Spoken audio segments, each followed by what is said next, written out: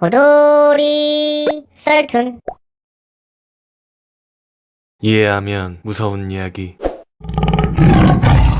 나는 일본에 살고 있는 사람이야. 여름 파견 근무로 인해서 히로시마 시내 호텔에 묵었어. 한밤중 갑자기 견딜 수 없는 갈증에 깨 잠자는 동료들 사이를 빠져나와 샤워실로 향했어. 수도꼭지를 힘차게 틀어 물을 마셨어. 하지만 전혀 갈증은 해소가 되지 않고 더욱 목이 마를 뿐이었어. 이상하다. 이래서야 물배만 찰 뿐 아닌가? 나는 더 이상 물을 마시는 것을 관두고 이불로 돌아오기로 했어. 이불 속으로 기어들어간 나는 해결되지 않은 갈증에 진저리를 쳤어. 아니 잠깐, 더위로 이 정도로 목이 마를 리는 없는데. 그때 갑자기 창밖이 환하게 빛나기 시작했어. 빛은 점차 강해져 온 방 안을 비추었어. 나는 너무나 눈부셔서 무심코 눈을 감았어. 몇 초 후 내가 다시 눈을 떴을 때는 방은 다시 어둠에 휩싸여 있었어. 도대체 무슨 빛이 이 방을 비춘 것일까? 생각해보니 오늘 날짜는 8월 6일이다.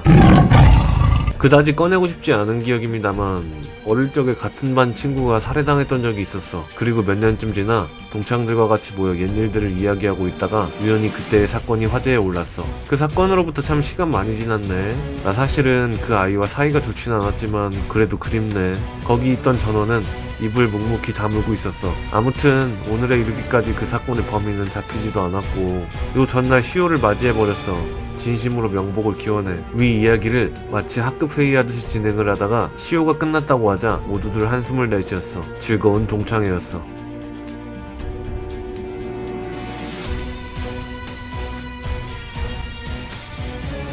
첫 번째 이야기. 1945년 8월 6일 히로시마에 원자폭탄이 투여됐다. 주인공은 원자폭탄에 피폭당하는 중이다. 두 번째 이야기. 마지막에 보면 즐거운 동창회라고 한다. 또한 살인범의 공소시효가 끝났다 하자 모두 한숨을 내쉬었다. 그 학급의 모두가 죽은 친구의 공범들이다. 시효가 끝나서 내쉰 한숨은 안도의 한숨이다. 이해하면 무서운 이야기. 교도소에 도저히 손댈 수조차 없는 난폭한 사형수가 있어서 간수들도 매우 애를 먹고 있었어. 그러던 중 간수들은 교도소 내에 종교 행사를 담당하던 신부 호시기에게 그의 심성을 좀 고쳐달라는 하소연까지 하게 되었어. 신부 호시기는 사형수와 독방에서 만날 때 건네주는 성경 안에 작은 종이 조각을 감춰두었어. 그 후로 사형수는 거짓말같이 얌전해졌어. 호시기는 계속 성경을 전달해주러 사형수를 만났어. 그리고 사형수에게 있어서는 이 세상에서 마지막 날이 됐어. 최후의 만찬을 먹은 후 신부에게 마지막 소원까지 말한 그는 웃는 얼굴로 전기의자로 향했고 마지막으로 얼굴 앞에 커버를 씌우는 순간까지도 그는 웃는 얼굴이었어. 그가 죽은 후 그 난폭하게 굴던 놈을 어떻게 그렇게 얌전하게 만들었냐, 성경의 힘이냐며 궁금해하는 간수들에게 상냥한 미소를 지으며 호시기가 한마디 했어. 저는 그에게 희망을 주었습니다. 어느 토요일 오후 나는 갓 결혼한 아내와 집 청소를 하고 있었어. 난 계단을 청소하고 있었는데 발을 잘못 디딘 건지 아래로 굴러서 기절했어. 정신을 차렸을 때는 병원 침대 위. 창밖을 보니 저녁이네. 꼬박 하루 동안 병실에 입원해 있었던 건가? 그런데 간호사는 내가 방금 이 병실에 들어왔다고 했어. 뭐? 어떻게 된 거야? 토요일에 넘어졌는데 지금은 월요일. 기억이... 아니, 이건 확실해. 어째서 24시간 이상 공백이 있지? 대답이 나온 나는 즉시 생명보험을 해약했어.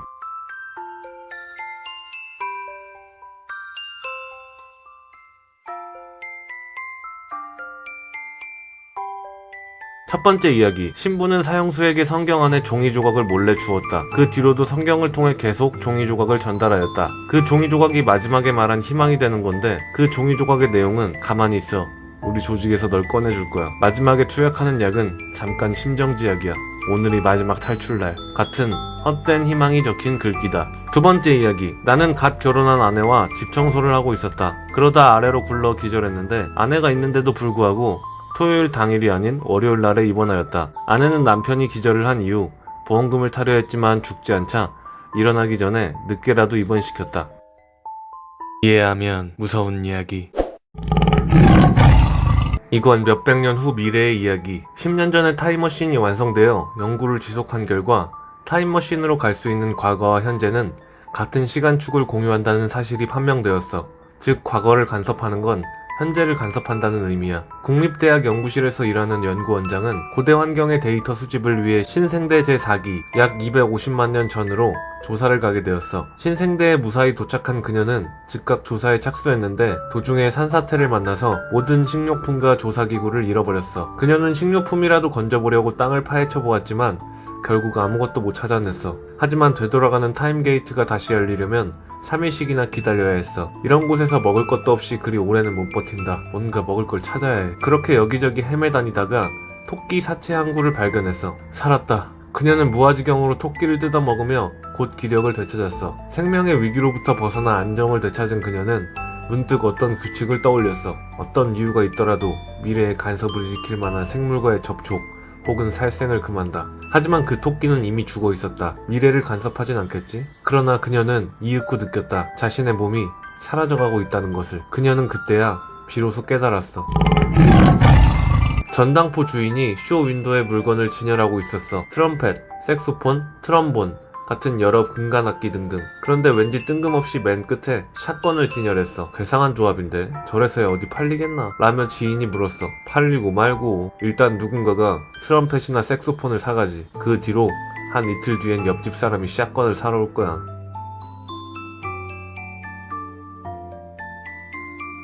첫 번째 이야기. 주인공이 타임머신으로 신생대로 돌아가 토끼를 먹으니 자신의 몸이 사라져갔다. 그 토끼는 자신의 선조가 연명했어야 할 고기였다. 선조가 죽게 되는 결과로 자신의 몸도 사라져가는 것이다. 두 번째 이야기. 진열된 악기들은 층간소음을 유발시키기 좋은 악기들이다. 악기를 사간 사람들의 이웃들은 어떠한 목적으로 샷건을 사갈 것을 가게 주인은 예측하고 진열하였다. 이해하면 무서운 이야기. 너무 더워서 엄마가 사다 놓은 팥빙수를 먹었어. 난 팥을 좋아하기 때문에 이것은 맨 나중에 먹기로 하고 먼저 얼음과 떡을 먹었어. 한두 숟갈 먹다가 갑자기 친구에게서 걸려온 전화로 한창 수다를 떨다 끊고 보니 어느새 팥빙수는 반이 물 상태. 차가운 얼음을 씹어 먹고 싶었지만 어쩔 수 없네 이거 라고 생각하고 후루룩 마시기 시작했어. 그런데 간혹 팥 껍데기만 나오네? 뭔가 식감도 이상한데 역시 팥이 무거워서 그런가? 아님 가게에서 파는 거라서 나름 오래돼서 그런가? 하고 별로 대수롭지 않게 생각했지만 맨 마지막에 드러난 팥 사이에 그것은 알? 찌는 듯 더운 여름날 밤. 그날은 내가 부대 앞 보초를 서던 날이었어. 그날 나는 너무나 덥고 졸린 탓에 선체로 꾸벅꾸벅 졸며 보초를 서고 있었어. 부스럭부스럭. 전방에 부스럭거리는 소리에 나는 정신을 차렸어. 나는 산짐승인가 했지만 그곳에선 황당하게도 어떤 할머니 한 분이 나에게 걸어오고 계셨다. 할머니, 여기 어쩐 일이세요? 군인 양반. 내가 지금 음료수를 마시려고 하는데 이 늙은이가 손가락에 힘이 없네. 이것 좀 놔줘. 라며 나에게 봉봉을 하나 건네주셨다. 어이가 없어 긴장이 풀린 나는 아무렇지도 않게 봉봉 손따개에 손가락을 넣었다. 왠지 모를 이질감이 느껴진다. 뭔가 이상하다. 나는 정신이 번쩍 들었다. 좀 전까지만 해도 내 앞에 있던 할머니는 온데간데 없었다. 그리고 내 검지손가락엔 쇠로 된 핀이 걸려 있었다.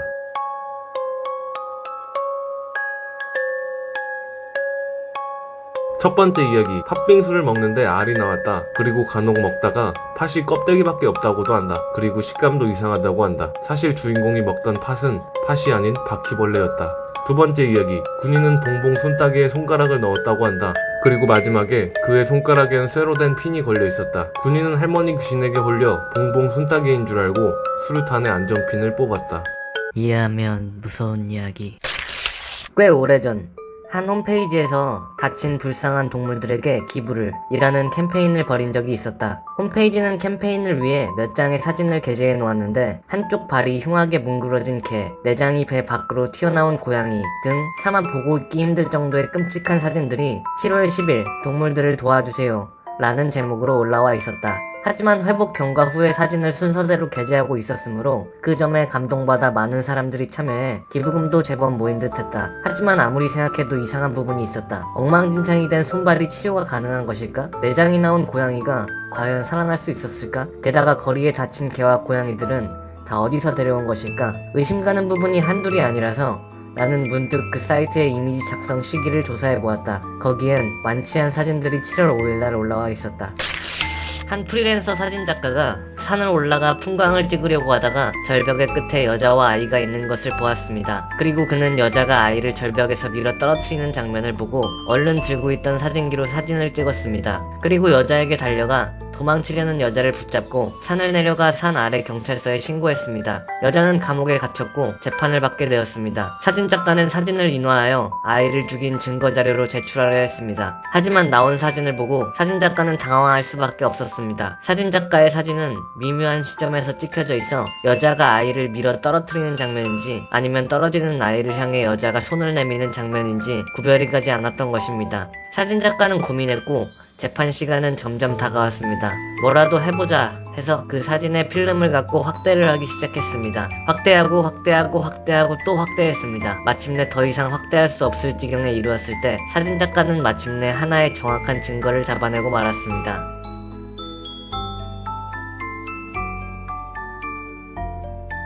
첫 번째 이야기, 동물들이 엄청나게 닫혀있는 사진은 7월 10일날 올라와 있었다. 하지만 완치한 사진은 5일 전인 7월 5일날 올라와 있다. 동물들은 완치한 것이 아닌 반대로 사진을 찍은 사람으로 인해 끔찍한 사진들처럼 된 것이다. 게시판에 올라온 글들은 순서가 반대인 척하고 있다. 두 번째 이야기, 사진작가는 사진을 엄청나게 확대했다고 한다. 그 사진작가가 사진을 여러 번 확대를 한 끝에 발견한 건 다름 아닌 아이의 눈동자에 비친 엄마의 웃는 표정이다. 이해하면 무서운 이야기.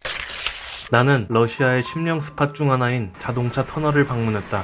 해질녘 헤드라이트를 끄고 터널에 들어가 있으면 과거 이 터널이 있던 마을에서 학살당한 주민들, 원혼이 대량 출몰한다는 소문이었는데 이때 하룻밤을 채우지 못하고 겁에 질려 도망가려 하면 큰일이 난다는 것이다. 역시 혼자는 무서워 친구 한 명을 데리고 갔다. 날이 제법 어두워지자 터널 안에는 부자연스러울 정도로 짙은 안개가 꼈고 나와 친구는 살짝 긴장하기 시작했다. 밖에서 이상한 소리도 조금씩 났지만 바깥의 소리보다 무슨 일이 일어날지 모른다는 점이 더 무서웠다. 날이 밝고 안개가 걷힌 뒤 차 밖에 나와보니 모든 유리창에 셀 수 없을 정도로 많은 손자국이 선명하게 찍혀 있었다. 친구와 나는 1시간가량 열심히 닦아내보려 했지만 전혀 닦아낼 수 없었다. 친구는 결국 포기하고 세차장에서 닦자고 했고 차에 올라탄 뒤 웃음을 터뜨리며 말했다. 하하, 바보 같기는. 안쪽에서 닦으니까 그냥 쉽게 닦여버리네.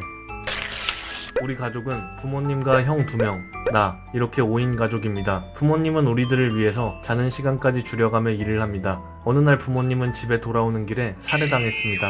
근처에서 산다는 인사도 몇 번 나눈 사람이 범인인 것 같습니다. 어머니의 시체 옆엔 우리들을 위해 가져온 먹을 것들의 잔해가 흩어져 있었습니다. 집으로 돌아와선 뭔가 먹으려고 해도 너무 슬퍼서 음식이 넘어가지 않았습니다. 다음날 형들 모두 독살당했습니다. 왜 우리 가족들이 모두 죽고 마는 건지 도대체 이유를 알 수가 없었습니다. 제가 알고 있는 건 범인 또한 가족이라는 것입니다. 나도 발견되는 즉시 죽을 것이 분명합니다. 집에서 나갈 수가 없습니다.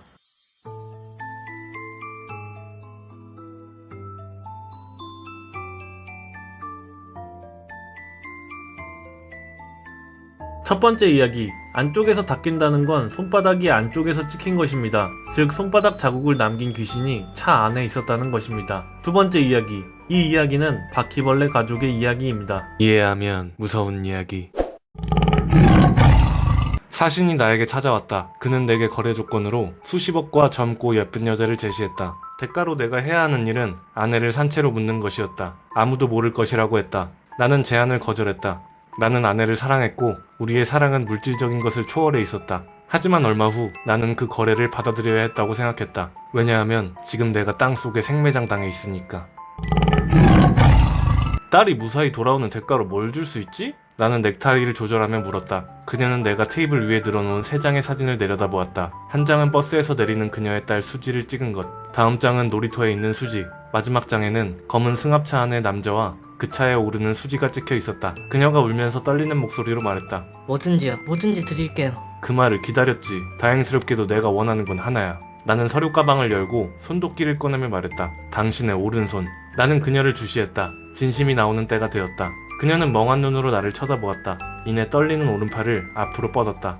대단하군. 정말이야. 하지만 그 마음이 진짜라면 당신 스스로 해야만 해. 나는 말을 마치고 기다렸다. 그녀는 천천히 손을 뻗어 손도끼를 쥐었다. 숨을 크게 들이쉬고 칼날을 높이 들었다. 비명을 지르며 울부짖었지만 결국 그녀는 해냈다. 몇 번의 내리침 후 손이 절단되었다. 완벽해. 나는 피가 흐르는 손목을 붙잡은 채 쓰러지는 그녀를 보며 미소 지었다. 그리고 손과 도끼, 사진을 밀봉하여 서류 가방 속에 집어넣었다. 딸을 사랑하는 마음이 정말 감동적이군. 나는 진심을 담아 말하고 떠날 채비를 했다. 잠깐만요. 그녀가 물었다. 수지는 어떡하고요? 안심해도 좋아. 언제나처럼 3시 30분에 버스를 타고 돌아올 테니까. 제대로 타는 것도 확인했지. 그녀는 충격받은 듯 눈을 크게 뜨고 나를 바라보았다.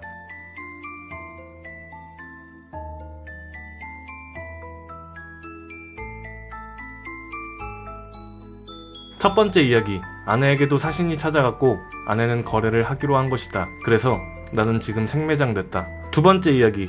남자는 처음부터 수지를 납치하지 않았다. 납치한 척하고 보성애를 이용하여 여자의 오른손을 가져갔다. 이해하면 무서운 이야기.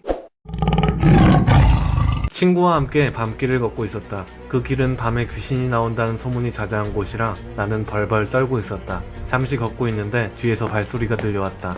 뒤를 돌아보고 나는 졸도할 뻔했다. 뒤에는 머리카락이 산발인 무섭고 기분 나쁜 노파가 있었으니까. 뭐지? 저건 귀신인가? 나는 노파에게서 관심을 끄려고 애썼다.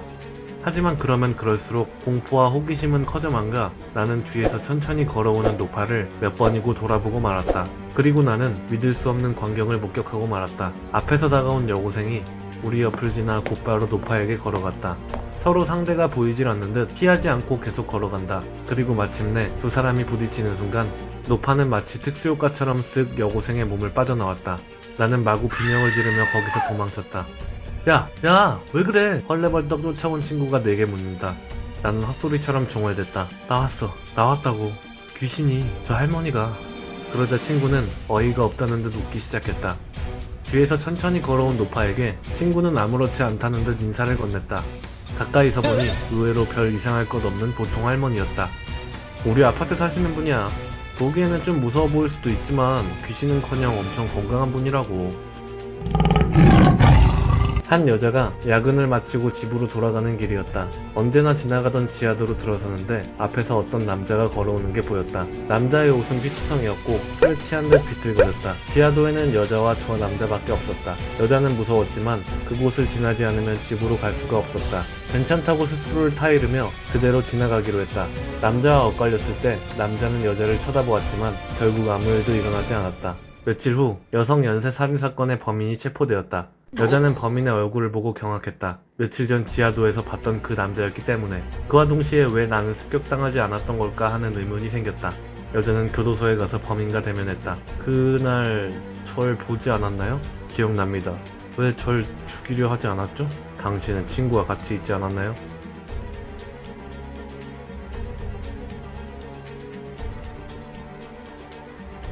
첫 번째 이야기. 남자는 노파가 귀신이었다고 생각해 여고생이 귀신이라는 것을 눈치채지 못했다. 귀신은 여고생이었다. 두 번째 이야기. 살인범은 당시 여자가 다른 사람과 있었기 때문에 그냥 지나쳤다고 했다.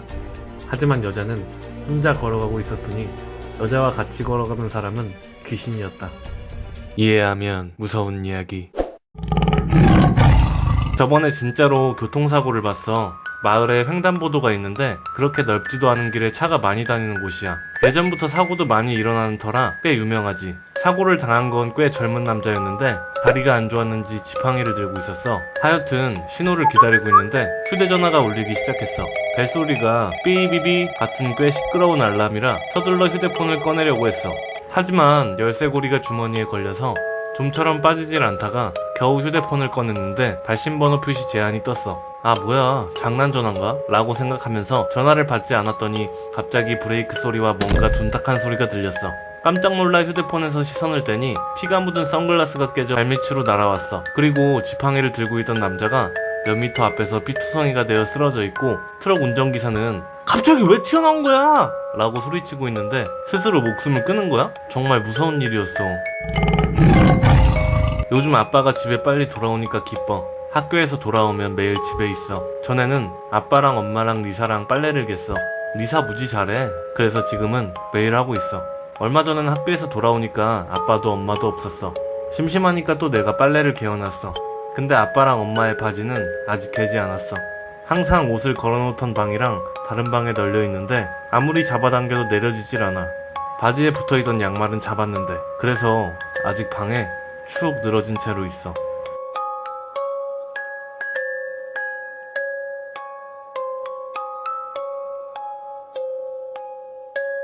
첫 번째 이야기.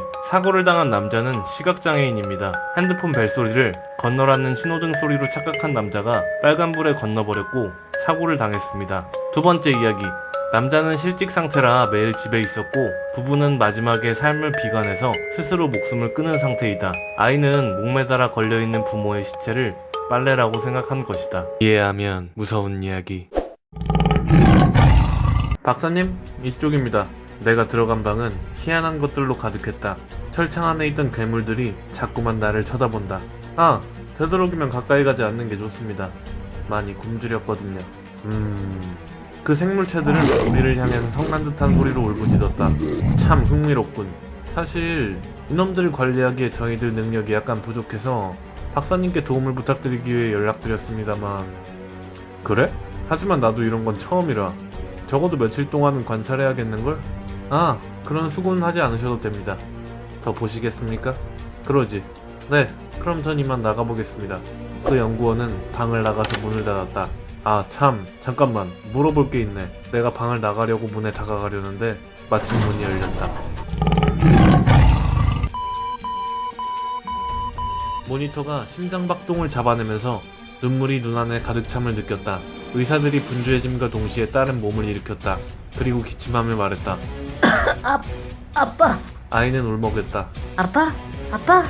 그녀의 작은 파란 눈이 날 찾음과 동시에 난 아이의 손을 움켜쥐었다. 그래, 여기 있어. 아빠 여기 있어. 괜찮니? 맙소사, 거의 널 잃은 줄 알았단다. 딸 아이는 날 향해 웃었다. 나 신을 만났어. 아빠, 나 신을 봤다고. 눈물이 내 뺨을 타고 흘러내렸다. 멋지구나. 그가 뭐라고 했니? 아이의 작은 눈썹이 찡그려졌다. 모르겠어. 뭐라고 했는데 너무 정신이 없고 시끄럽고 그리고 나는 한 걸음 물러섰다. 의사들은 아직 뒤에 서 있었다. 그리고 그녀가 다시 울기 시작했다. 아빠, 아니야. 나도 해보려고 했단 말이야.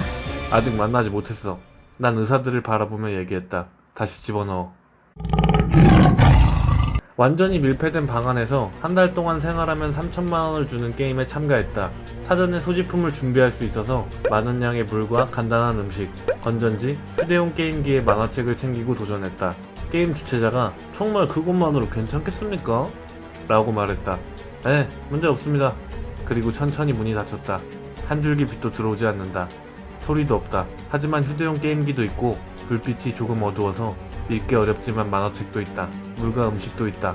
화장실은 조금 지저분하지만 그 근처에서 처리하면 된다. 한 달만 견디면 3천만 원이다. 나는 졸렸기 때문에 일단 자기로 했다. 첫 번째 이야기. 연구원이 나간 뒤 괴물이 갇혀있던 철창의 문이 열렸습니다. 즉 연구원은 박사를 먹이로 내려온 것입니다. 두 번째 이야기. 아빠는 딸을 임사 상태로 만들어 죽음 너머의 신과 만나게 하고 싶었고 신에게 자신이 원하는 답을 얻고자 했습니다. 보너스 임의. 완전히 밀폐된 방이기에 공기의 양이 한정되어 있습니다. 주최자의 정말 그것만으로 괜찮겠습니까? 가 중요한 포인트입니다. 또 인간은 산소가 부족하면 졸려온다고 합니다. 이해하면 무서운 이야기. 난 하나뿐인 여자친구를 두고 현실이 힘들어 자살을 택했어. 성불하기 전에 미련이 남아 여자친구에게 찾아가 보았어. 나의 소식을 듣고 난 직후인가? 고개를 숙인 채 떨고 있더라고. 그녀는 하루하루 말라갔어. 시선은 항상 밑에 두고 그 이후로 항상 떨고 있네. 무당도 찾아가 보고 했지만 그녀의 상태는 점점 안 좋아졌어. 나 때문에 그녀가 힘들어하는구나. 나는 후회하면서도 그녀가 걱정돼 하루 종일 그녀 곁에 맴돌았어. 결국 그녀는 스트레스로 인해 죽어버렸어. 나는 그녀의 영혼을 마주하게 되고 어쩔 줄 몰라 하는 참에 그녀가 말했어. 너였구나. 호돌이와 호돌이의 친구가 있었다. 친구가 말했다. 오랜만이네. 아, 심심하다. 뭐 재미난 거 없나? 호돌이가 말했다. 그래? 이해하면 무서운 이야기 들려줄까? 어느 집에 토끼가 있었는데 친구가 말했다. 안 돼. 나는 귀신을 믿는단 말이야. 원래는 안 믿었었지만 무서워. 호돌이가 말했다. 왜? 사내 자식이 쫄기는. 난 이걸 120편 넘게 하고 있다고. 매일 밤새 무서운 그림 그리다가 무서워지는 기분을 아니? 지금도 무서워. 친구가 말했다. 아니 그래도 너는 익숙하잖아. 나는 아직 익숙하지 않아. 호돌이가 말했다. 어이없네. 거울은 어떻게 보니? 친구가 말했다. 보는 것과 듣는 건 다르다고. 상상되잖아. 호돌이가 말했다. 그런가? 그나저나 요새 이무이 그릴 소재가 다 떨어졌어. 어떡한담? 친구가 말했다. 이무이? 괜찮다면 내 이야기는 어때? 호돌이가 말했다. 그래, 올라가기 전에 어서 들려주라.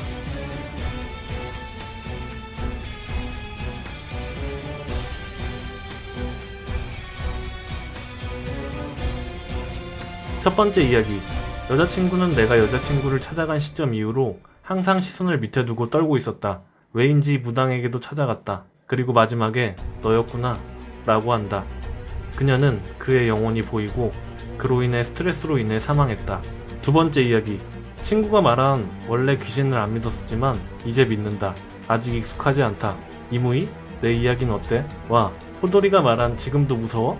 거울은 어떻게 보니? 올라가기 전에 들려주라 라는 말들을 보았을 때 호돌이는 지금 죽은 지 얼마 안 된 친구의 영혼과 얘기를 하고 있다. 친구는 귀신이 되었기에 귀신을 믿게 됐고 호돌이에게 귀신이 된 자신의 이야기를 임의 소재로 주려고 하고 있다. 여담으로 첫 번째에 다룬 이야기가 친구의 이야기이다. 이해하면 무서운 이야기. 나는 독신이다. 최근 들어 너무 외롭고 심심해서 앵무새를 한 마리 키우기로 했다. 앵무새 중에서도 영리하다고 소문난 앵무새로 입양을 해왔다.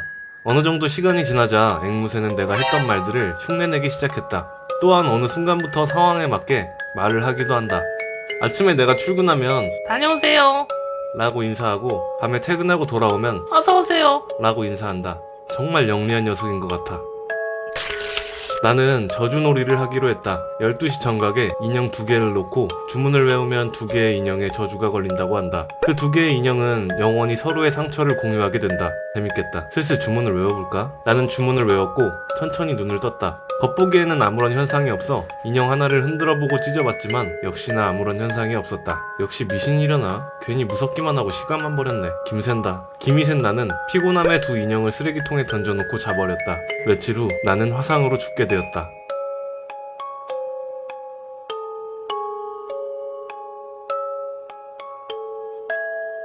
첫 번째 이야기. 누군가가 앵무새에게 말을 따로 가르쳤다. 집에 있는 영적인 존재가 독신인 나가 회사를 오갈 때 인사를 한 것을 앵무새가 듣고 따라하는 것이다. 짐승은 사람과 다르게 듣는 주파수 대역이 다르다. 두 번째 이야기. 인형 2개의 저주를 걸고 한쪽을 찢어봤는데 아무런 현상이 없었다. 나머지 하나와 나가 저주에 걸렸다. 인형이 버려지고 나서 소각장에 들어간 다음 연소가 됐을 때 나도 같이 타 죽었다. 이해하면 무서운 이야기. 나는 나의 아내의 남편이자 2 딸의 아빠입니다. 만약에 아빠가 죽으면 어떡할 거야? 라고 조금 짓궂게 물어봤습니다. 그러자 2 딸이 사색이되며 진지한 리액션을 보여주었습니다. 에? 안 돼. 아빠, 아직 죽으면 안 돼. 하고 말이죠. 그저 농담일 뿐인데도 아이들은 울상을 지으며 필사적으로 제품에 안겼습니다. 역시 아이는 귀엽지요. 옆에 있던 아내는 그걸 보며 덩달아 미소 지었습니다. 저는 이렇게 평범한 일상이 행복합니다. 작은 인생에서 발견한 큰 빛. 가족은 저의 보물입니다. 친구와 나, 우리 둘은 귀신이 많이 나타난다는 집에 찾아가기로 했어. 와, 설렌다. 어서 빨리 가고 싶어. 나는 파티에 가는 애마냥 들떠 있었다. 아휴, 철없긴. 위험한 존재들이 있을 수도 있다고 거긴. 친구가 들에 겁먹는 듯하였다. 나는 말했다. 에이, 괜찮아. 슬슬 가볼까? 우린 그 집을 향하였다. 집 안에 들어와 돌아다니고 있었는데 어디선가 갑자기 비명이 들리기 시작했다. 우린 놀라서 재빨리 가봤는데 어떤 사람이 몸이 굳은 채 라는 소리만 내고 있었다. 이거 봐, 정말 있다니까? 오, 그런가 보네. 좀 더 찾아볼까? 그때 어디선가 쓰러져 있는 사람의 일행인 듯한 사람이 멀리서 달려오고 있었다. 괜찮으십니까? 그 사람은 빨간 책모자에 빨간 의대복을 입고 한 손에 노스에 방울더미를 들고 있었다. 친구가 겁먹은 채 말했다. 이거 봐, 내가 있을 수도 있다고 했잖아.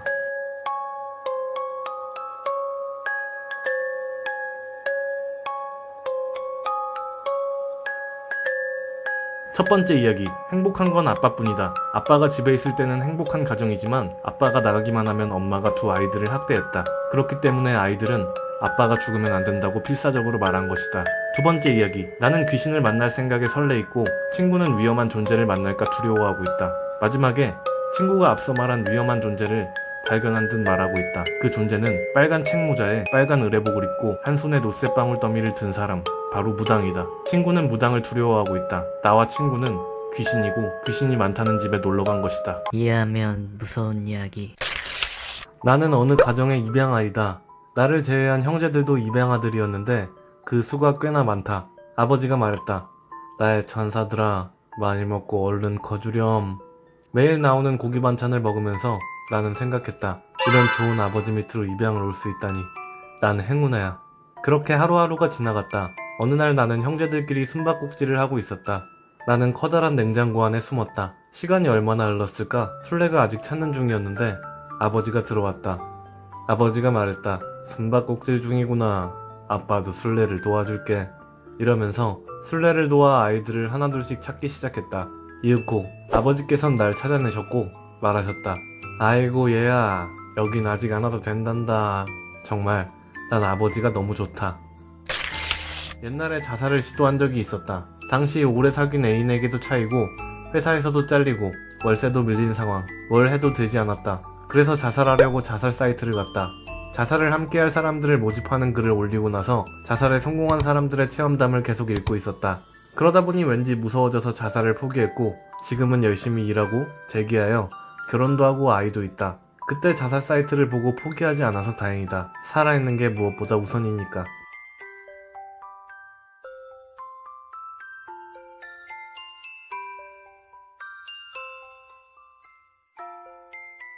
첫 번째 이야기. 나는 형제와 숨바꼭질을 하던 중 냉장고에 숨었다. 그러다가 아버지가 문을 열고 아직 안 와도 되는 곳이라고 하였다. 나는 미래의 냉장고에 들어와 식용으로 쓰일 예정이다. 두 번째 이야기.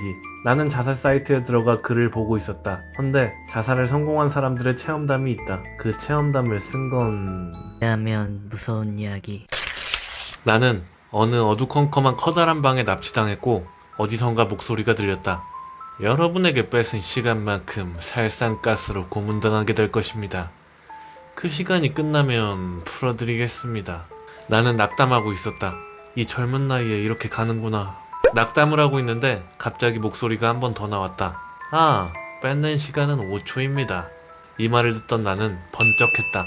5초 정도야 숨을 참으면 되잖아. 나는 희망을 가졌다. 그런데 어둠이 적응되자 서서히 눈이 보이기 시작했는데 앞에는 사람들이 100명 정도가 넘어 보였다.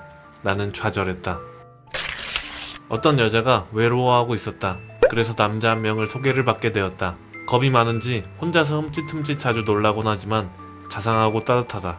여자와 남자는 서로 호감이 갔었고 결국 사귀기로 했다.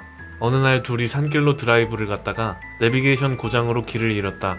이미 시간은 자정에 가깝게 되었고 여자는 말수는 점점 줄고 얼굴은 파랗게 질려가고 있었다. 자기야, 일단 차 세워. 여자가 갑자기 외쳤다. 여자의 몸 상태가 좋지 않은 것 같아 남자는 차를 세웠다. 여자는 곧바로 차에서 내렸고 남자는 걱정하며 말했다. 괜찮아? 여기 이상한 것 같아. 아까 얘기 못했는데 뒷좌석에 피투성인 여자가 계속 앉아있어. 그러자 남자는 여자가 안심하도록 평소처럼 부드럽게 미소를 지어주었다. 아, 자기한테도 보이는구나.